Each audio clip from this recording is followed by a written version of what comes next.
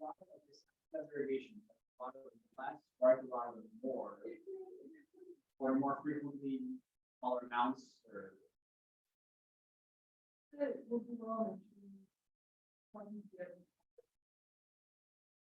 okay.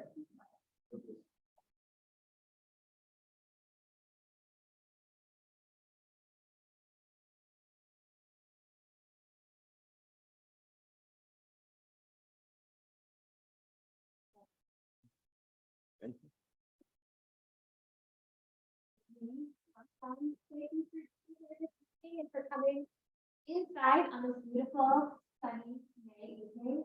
You got to learn about pollinators with Angie. Before we jump into Angie's presentation, I have a few things to share on the WRI. We want to start with our land acknowledgement.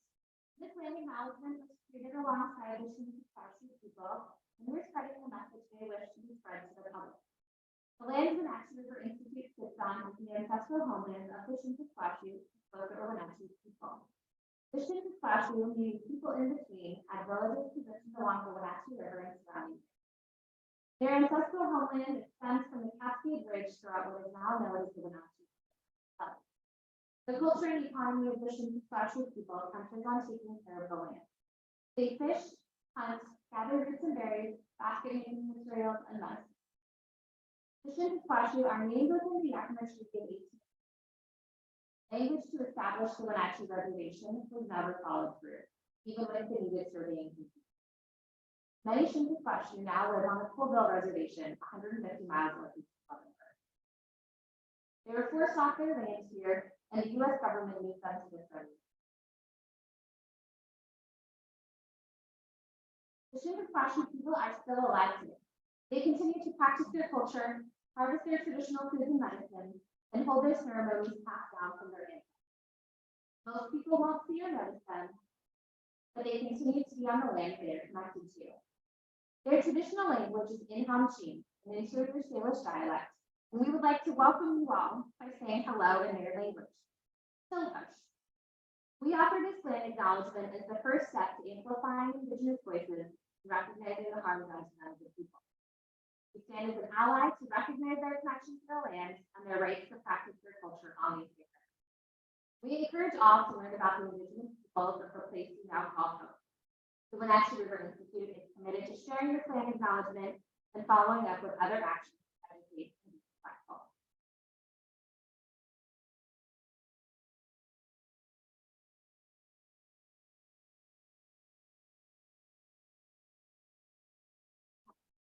Thank you all for being here. My name is Rebecca. I'm the Education Director of WRI. Brandon is a Facilities Manager and an educator and is running the hybrid table, so folks can be joining electronically this evening or this will be recorded at later dates. At the National River Institute, we're a nonprofit with a mission to build communities in the natural world. We do that through youth education programs as well as community education programs. For example, this week in our youth education program, we're working with fifth graders from Alpine Lake Elementary School here in Leavenworth. This is their fourth field trip to the National River Institute of fifth graders, and many of those have been coming to WRI Conservatory Elementary School. So this program is a little bit of a graduation from field days as we are working with school education. And then later this week, we're taking the traveling planetarium to one of the elementary schools. Our community education programs are made up of 11 nature walks as well as a lot of other classes and workshops. Coming up, there is a start swap in the garden tomorrow evening, and then next week there's a national food identification training, as well as many other programs in the works. We're also really appreciative of our Red Barn event sponsors. Support from those businesses helps keep Red Barn events free to attend. Our sponsors include Stops Grill and Beer Garden, Goodweek's German Restaurant, the Roberta Hole Inn, Cozy Antique Goods, South Restaurant, Hotel Pennsylvania, Ocean House, Sleeping Lady Mountain Resort, North Central Washington Audubon Society, Ithaca Brewing, Cove Resort at Fish Lake, Colcheck Consignment, Riverfront Rock Gym, Mountain Home Lodge, and Mitchell Reed and Schmidt Insurance. And now, We are so glad to have Angie from Xerces Society here this evening. Angie is an insect, plant, and nature enthusiast, and her favorite insect is a robber fly. Keep an eye out for the robber fly in the upcoming presentation. Angie lives in Wenatchee, but works across the greater England Northwest, including Montana. Angie, thank you so much for being here this evening.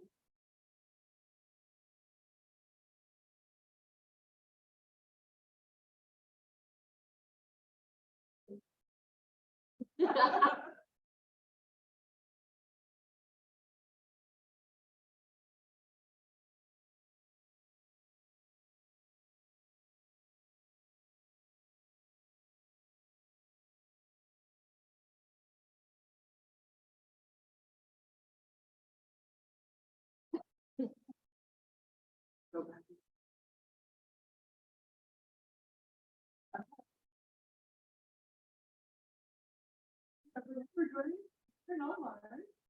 I'm Angie Orpet and I work at the Xerces Society. So, the Xerces Society is named for the Xerces butterfly, and that's they used to fly San Francisco before it disappeared. And so the Xerces Society was founded because they wanted to see any more beautiful creatures disappear like that. And the Xerces Society does major conservation programs are a farm that with biodiversity, there's endangered species protection and pesticide reduction.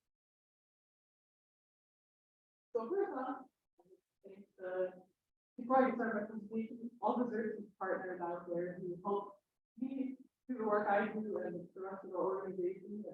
That's Xerces Society members, businesses, universities, conversations, local agencies, and then also everyday people who plant flowers in their yards. It can be a small act, no matter what it is. So what do we care about pollinators?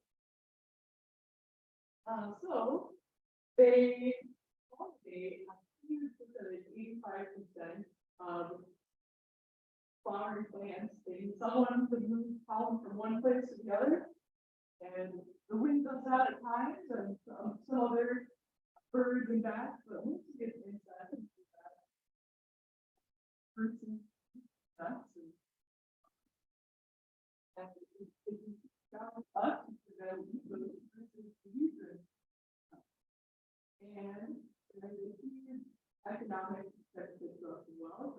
There's growth land, there's global exports of $27 billion of crops. Also, help our they enrich our lives, right? Springtime flowers, they can serve excuse off of you at a summer barbecue, and part of the apple in fall or even pumpkin pie. Does anyone else have an insect-related holiday experience or a seasonal thing that they love or maybe don't love? And then, very importantly, they are a huge value to the ecosystem, right? So insects themselves make food and are food for other creatures. So this cute little chickadee in the middle here, it has a nest of younglings, baby birds. It feeds them roughly 400 caterpillars a day. So, and they have their nest babies for 16 days. That's 4,600 caterpillars. That's a lot of fun. These large animals like the grizzly bear in summer is eating armyworm larvae, moth. They're very fatty and rich, and the bears eat them up. So they're an important thing. These are so important pollinators and insects, but they're having some issues. They're declining. 28% of bumblebees are threatened. 17% of North American butterflies are at risk of decline. that are special, but also general across the board. Factors that, for instance, the habitat loss, pesticides, land management, climate change. And across, also, not just in the United States, but across the world. So many studies have shown that our decline, 24% decline for 30 years, 50% decline for 75 years. So, encouraging people to kind of look about the insects and the pollinators in your own way, and also encourage more research. And then birds are linked to insects very closely. 89% of bird species at some point in their life most likely to get invertebrates. And then when they become adults, they fruit species are created by pollination. Then aerial insectivores are in decline. So swifts and swallows, flycatchers, there are those mosquitoes out here. So now we know they're still important. Let's go through the pollinators.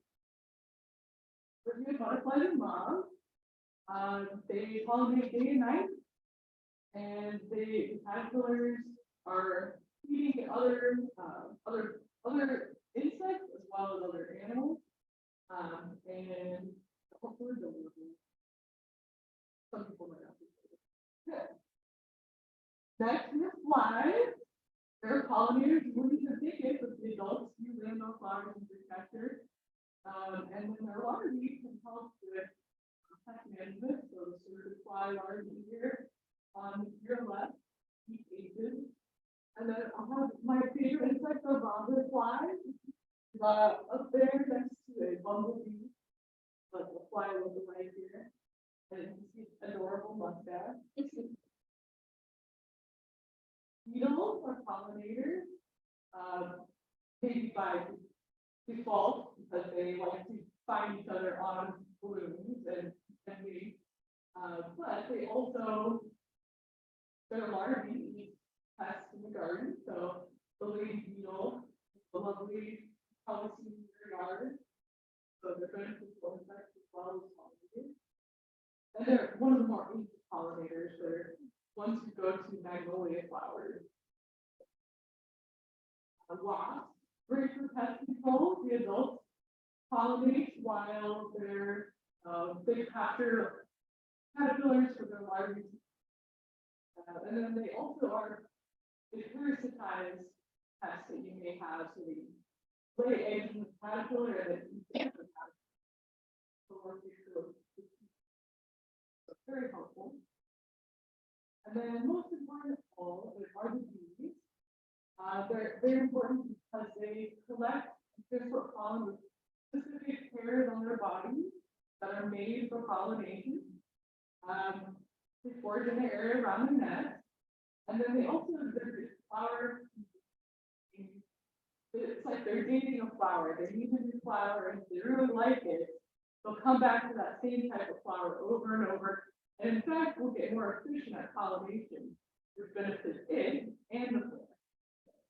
Very important behavior. Or a VIP.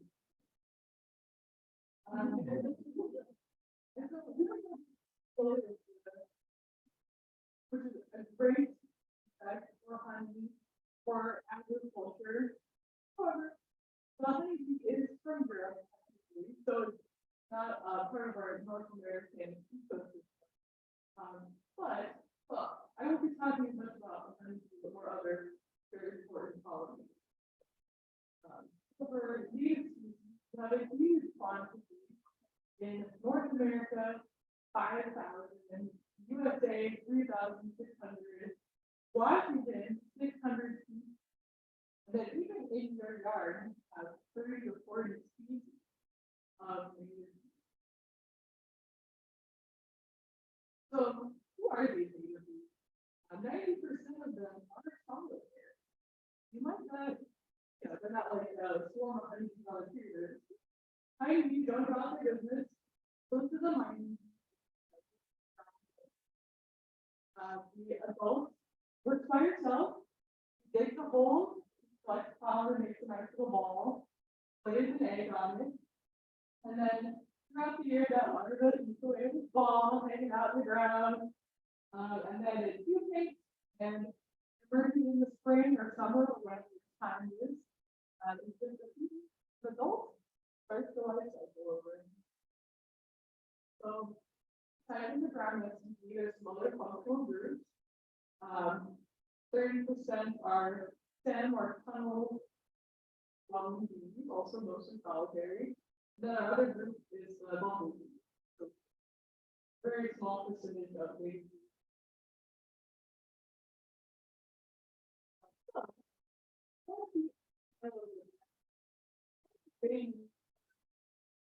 Well, basically the same thing.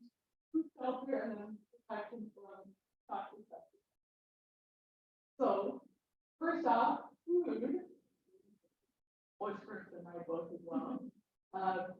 You need food for 3 seasons pollinators, 4 seasons for birds. You want something blooming in your yard from spring to fall. You have to do the same plant a variety that will successfully bloom.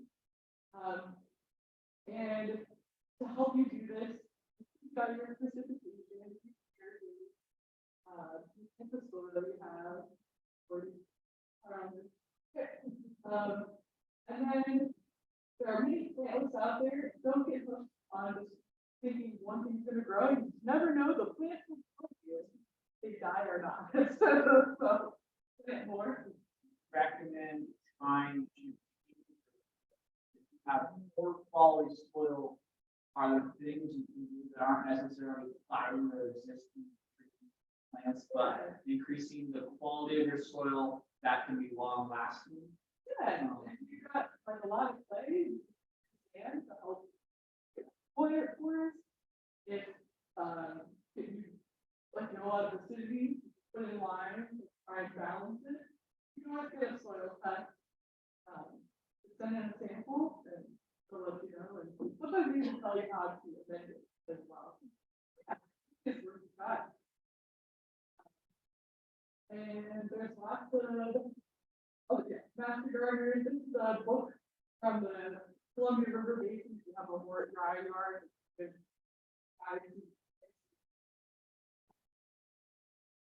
and then of course flowering plants. You pollinate, create seeds and nuts, and then you've got birds. So everyone's happy to do. So here's an example of a Xerces Society pollinator list. I have them in the back. You can also find it on their website. So there's 2 types of plants here: your royal willow and the elderberry. And it tells you type of, is it a tree, is it a shrub, type of stuff that you need. And then all the right here, we have a tiny caterpillar, so it's a butterfly larvae post. And then we've got a bee with 3 stars, with 1 type of specialist. Looking to support specialists. That's the plant for you, or it's a bumblebee plant. And then we have a little here. That's helpful. But I have another list. This is the wild farm alliance list. This is for bird focus. Plants.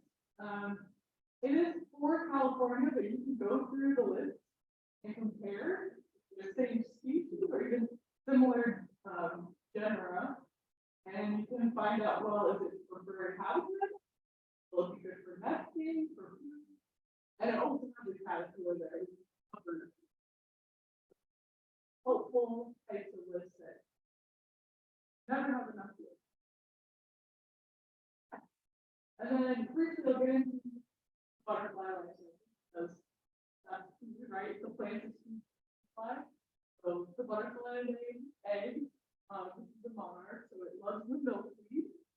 Specialist, caterpillar, or the egg hatches into caterpillar, goes through a few life stages, becomes a chrysalis or a cocoon, and then the adult hatches up and the cycle moves again. So for butterflies, they can be host plant specific. They could be just focused on one host plant, like the monarch and the milkweed, or they could be a little more generalist, like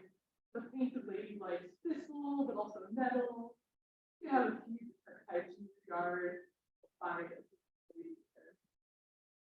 So the point here is, one, this type of butterfly, plant a host plant. So the adult will come and find it, lay its eggs, and you'll have more of that.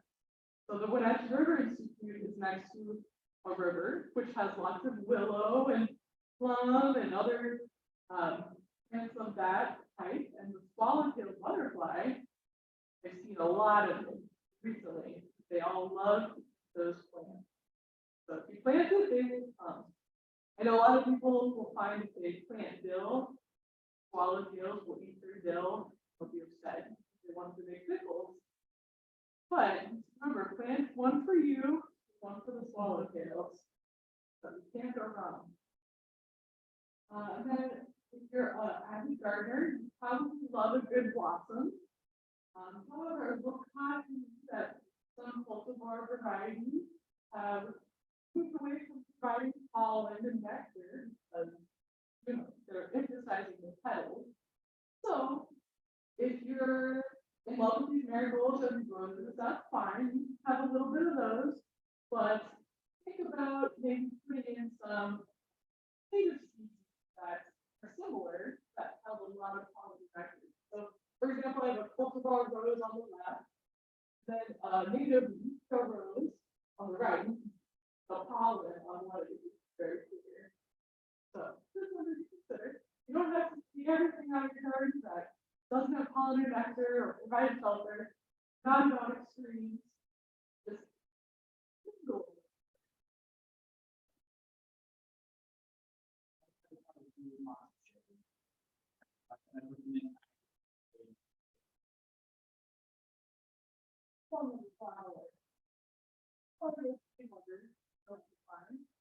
Just like we plant a flower that's supposed to get full sun, might not bloom. Okay, you'll just have something vegetable. It's fine.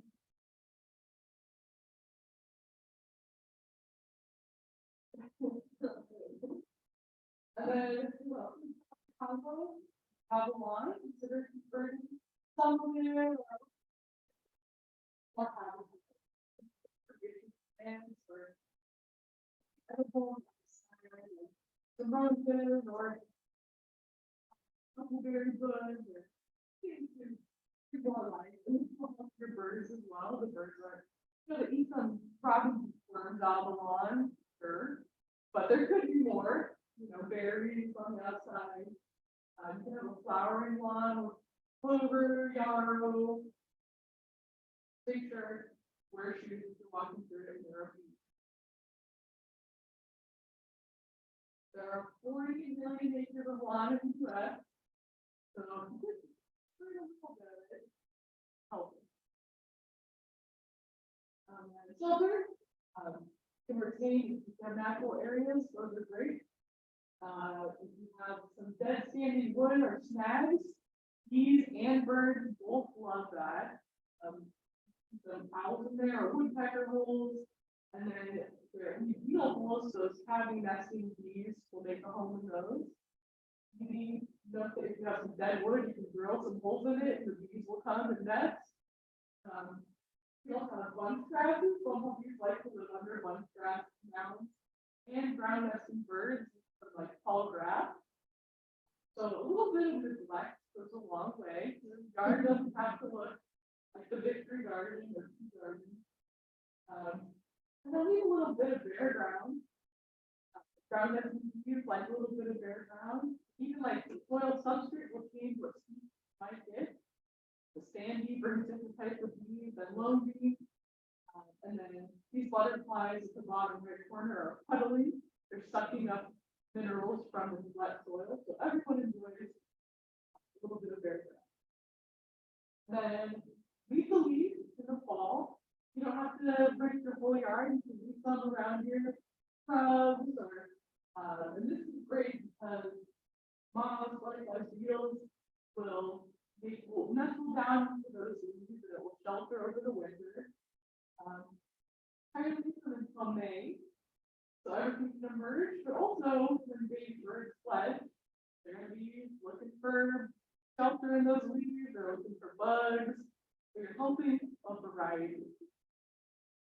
And then the last is one of the types are pollinators from pesticides. So there are many ways that these insects and birds are exposed. You have sprays the insect or the bird directly. Can kill it, contaminated nurses. Flower was previously sprayed. Ground nesting nest, or even if it's been a pesticide that throughout the plant, that nectar will have,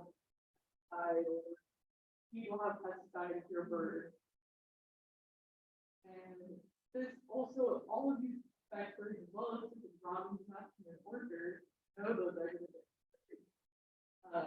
So direct pesticide exposure is estimated to kill 67 million birds a year. That's just direct exposure. So what about like seed coatings or neonicotinoids that the bird consumes, and then other indirect effects. So lots of insectivorous birds. So just something to consider.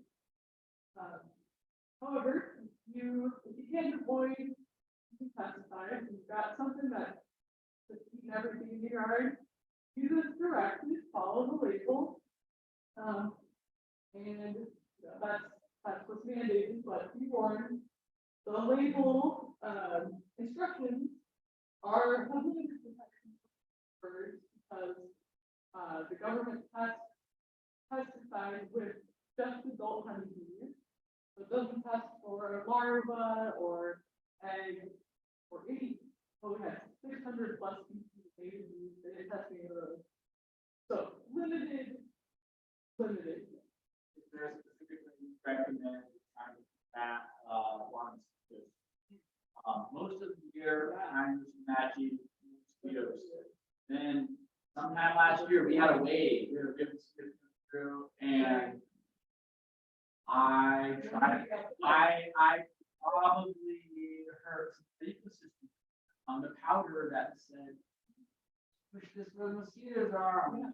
Probably heard some sort of very recommended a better way or something. Is smoke safe or smoke not good? When there's got these candles, not safe for. Like pesticides stick around. Yeah.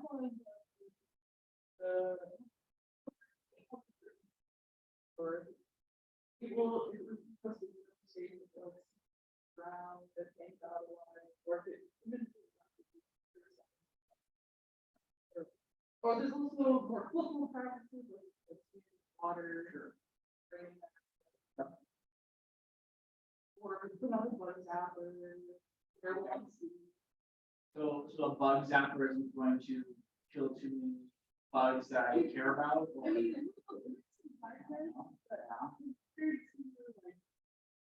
widespread. Widespread, long lasting. Yeah, there's trade-off. It's a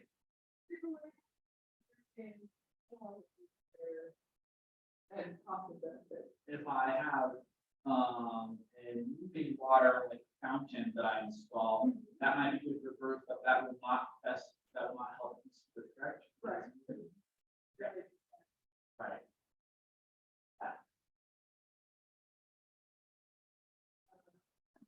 And then for bird testing, it tests on a few species of birds, so mallards, vermin,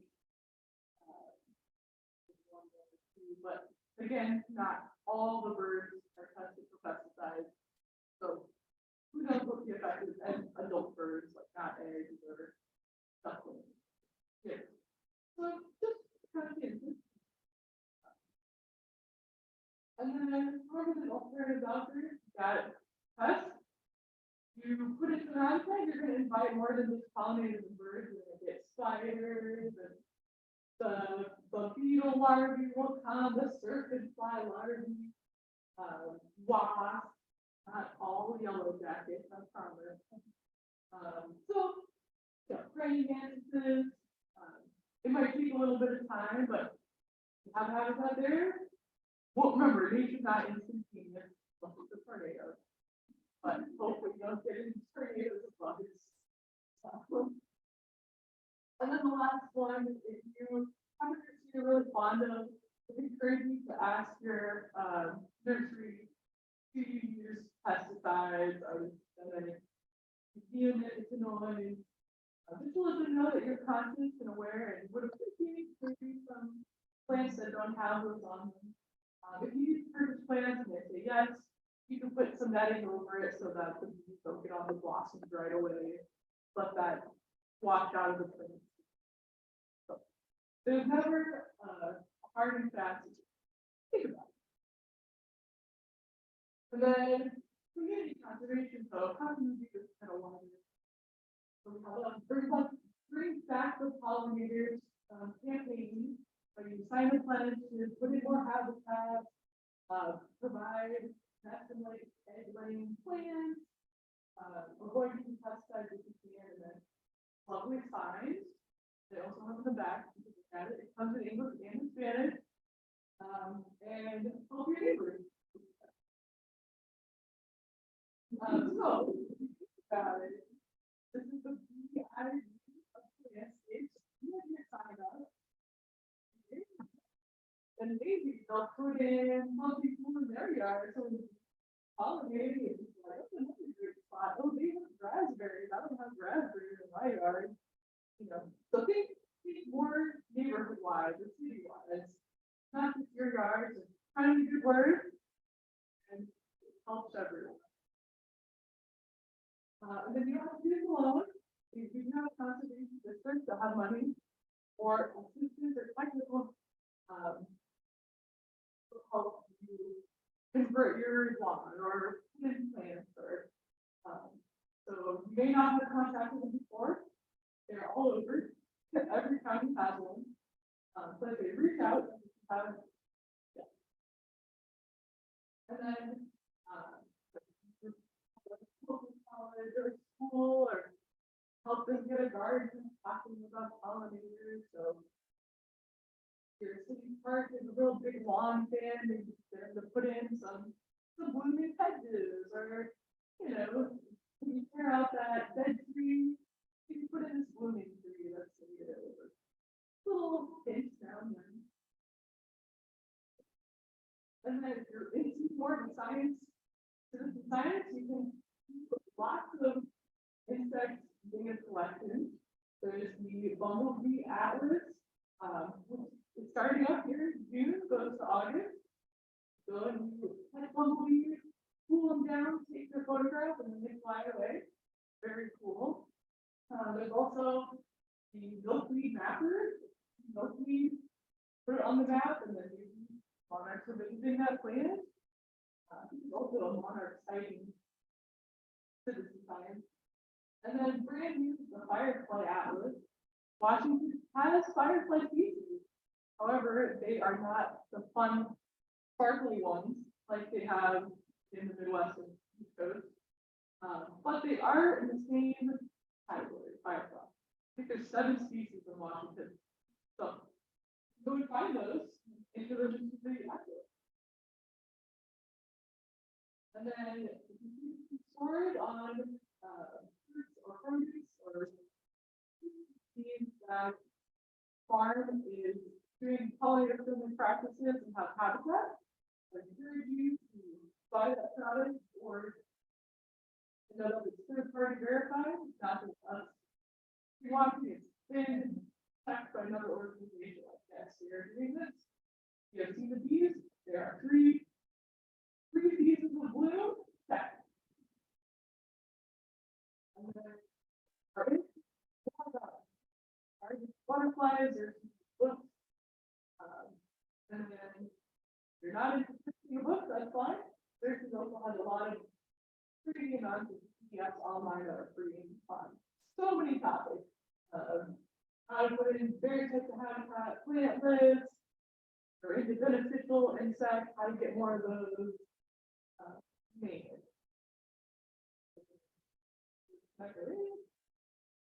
Then if you really don't know, you can go to PowerPoint, say become a Xerces member that supports my work. talking to you today and the work of conservationists and whatever Xerces does is responsible by members. And I thought I'd do something about what I do. So my job is to install habitat in working agricultural lands, so orchards and blueberries, and the site in Montana where dry land farming. So both classes, irrigation ponds behind these apples, will be seeded. So it's instead of weeds, you have blanket flowers in there. Fire weeds. So this is what it looks like here on the left. Bare ground, what we like to start at. Whether that was hills or how we got to that bare ground. They don't want to compete, right? Lay down irrigation line, and seed it, the native seed mix, 15 to 20 species. Like I said, if something doesn't want to grow there, it's gonna let you know. So put out a wide variety. And we have your four here. You got yarrow, fireweed, blanket flower, milkweed, and this orchard has a great quantity of ladybugs just come out of that habitat and into the apple orchard. So they didn't have to spray for aphids, the ladybugs. So it's a huge benefit with working like this. So favorite messages, free habitat in your yard. So you get serve the birds, you serve the bees, you serve the beneficial insects, and then you got through the basic principles, shelter, and protect from pesticides, or reduce pesticides, however you want to do it. So, that's it. I connect my first back. Water.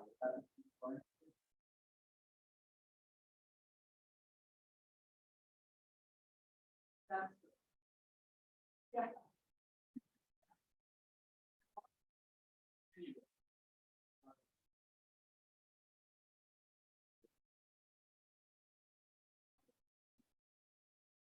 Well, if you see the back, well, you know, this is part of the wild growth.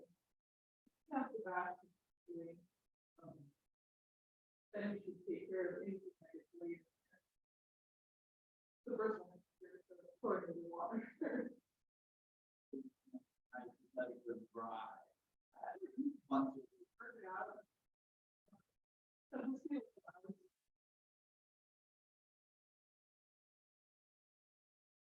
But I know they that's the problem. Yeah. I just heard that. And I also use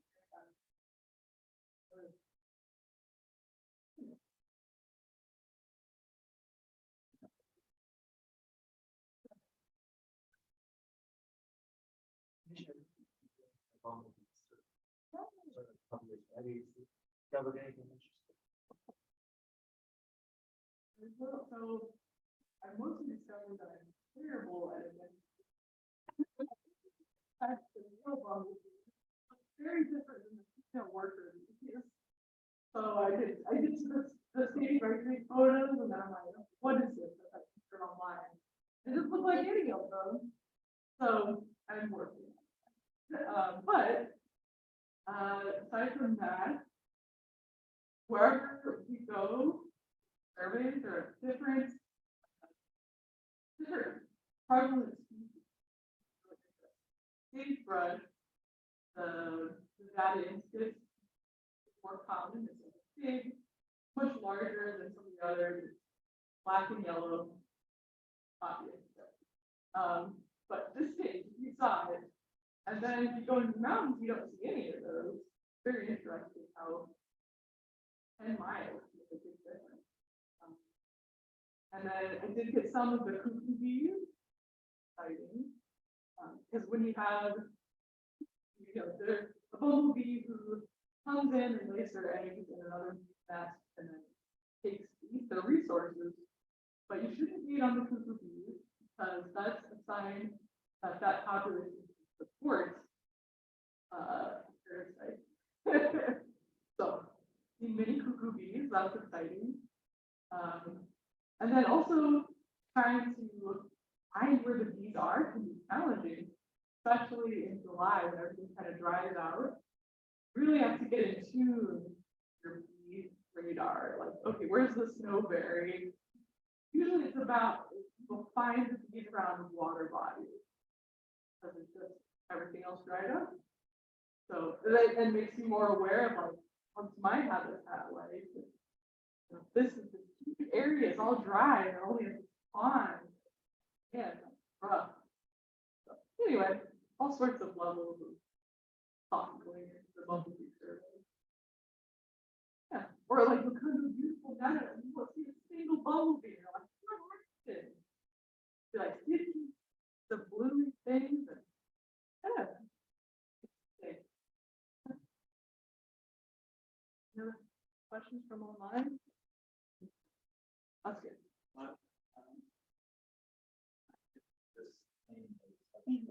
Brent, Oh, okay. he seems to think that excessive livestock hurts the health.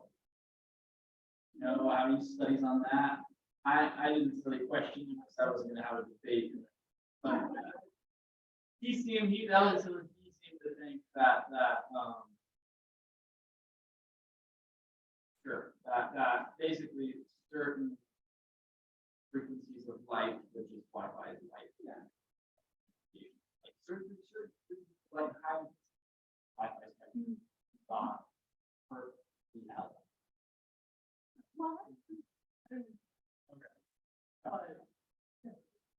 Okay, great. Is Wi-Fi with your parents? Xerces with us. Okay, great. Good to hear. Good to hear.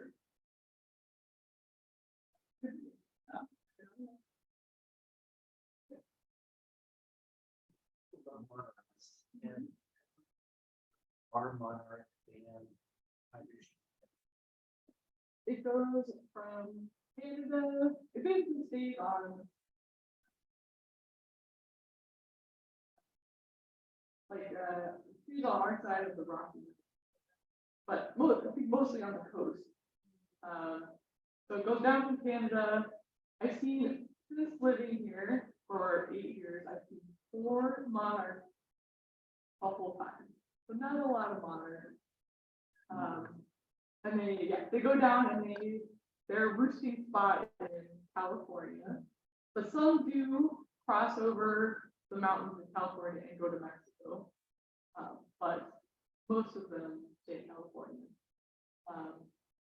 And our Western population is not doing as well as the main population, the Midwest. So I think we're okay. There is I think from David James' presentation, he has seen monarchs down at Lower Crab Creek. For monarchs. I have some. Oh yeah. So I think that's go there, and they usually will follow like waterways. So that's another challenge. Watching for dry. But they're here. Yeah, I've seen them at in Douglas County along the creek. So never in Monaco. But you'll know monarch when you see it because it's very orange, quite large. They're usually doing fast. So sometimes the painted lady is mistaken, but they're smaller and not as rapid.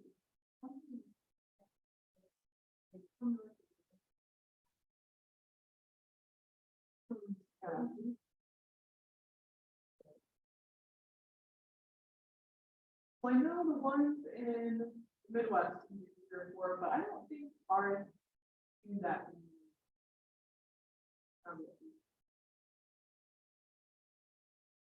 Because it sounds long distance of it travel.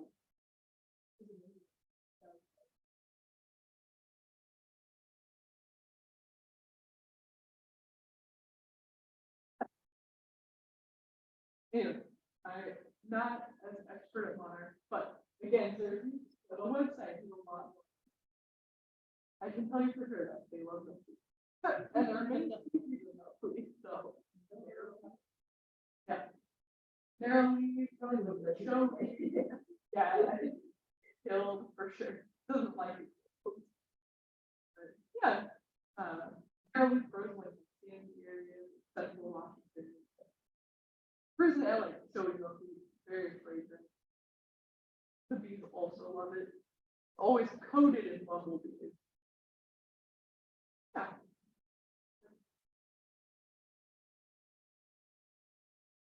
You're thinking on it. Oh, I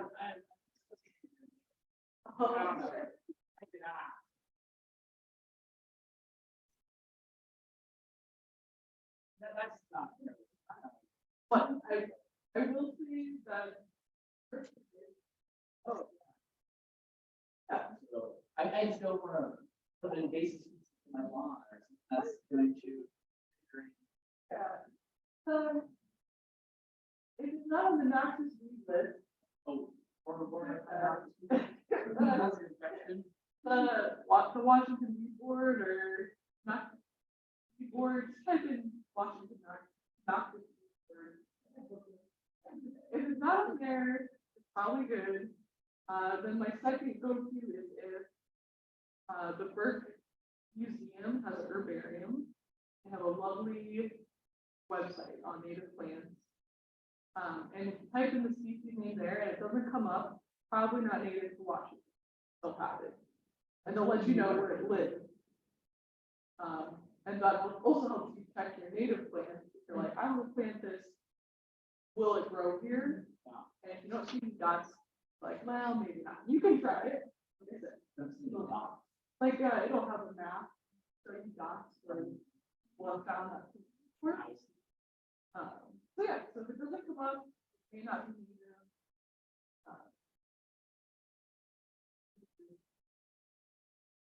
And yeah, go to your, so we have a local nursery, Derby Campus, that has natives, and now one more month.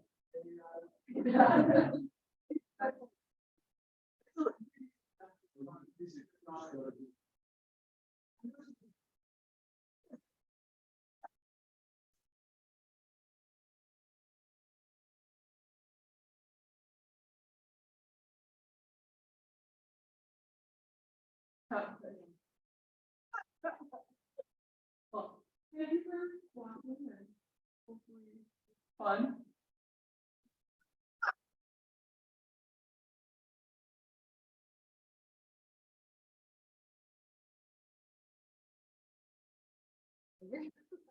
I was thinking the last round of tea.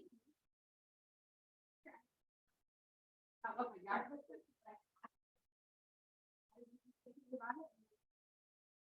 This evening. Thank you so much.